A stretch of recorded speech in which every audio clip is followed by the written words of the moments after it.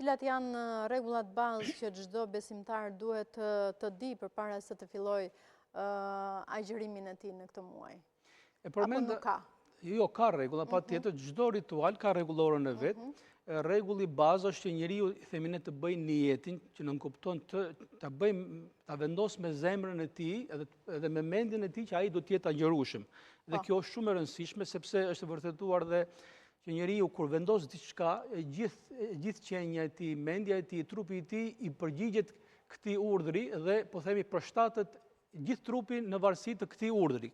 Këtë ne e quajmë niyetin, pra qëllimin që njeriu e ka nisur me zemër. Kjo është kushti i parë për të nisur muajin e Ramazanit, sepse duhet përmendim ka shumë njerëz që mbajnë agjërim, madje me orare shumë më të zgjatura se sa agjërimi që mbajmë ne nga agimi deri në kohën e perëndimit të diellit. Mirë, po kjo fetarisht nuk quhet agjërim, quhet distancim nga ushqimi apo themi terapi e caktuar. Për të quajtur agjërim, njeriu duhet ta bëjë niyet, unë kam vendosur që të mbaj agjërim për të fituar kënaqësinë e Zotit, që të më falen mua gabimet, mangësitë e mia.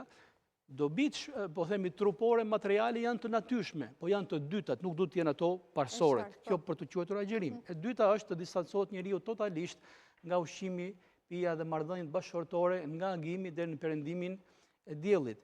Ka kushte tjera që i përmendëm pak, kushtet që njeriu nuk duhet të flasë keq, nuk duhet të gënjej, nuk duhet të mashtrojë, nuk duhet të zemrohet, edhe nëse provokohet apo zemrohet, se njerëz jemi, nuk jemi engjëj, njeriu duhet i kujtoj vetes së tij që unë sot jam ndryshe, unë sot jam agjërueshëm, madje mund t'i thotë dhe në thonjë za provokatorit, unë agjëroj, pra nuk mund të ta kthej, po themi, përgjigjen me atë që ndoshta ti e meriton. Dhe faktikisht kjo duhet vazhdoj edhe pas perëndimit të diellit, edhe pas i çelimi iftarin.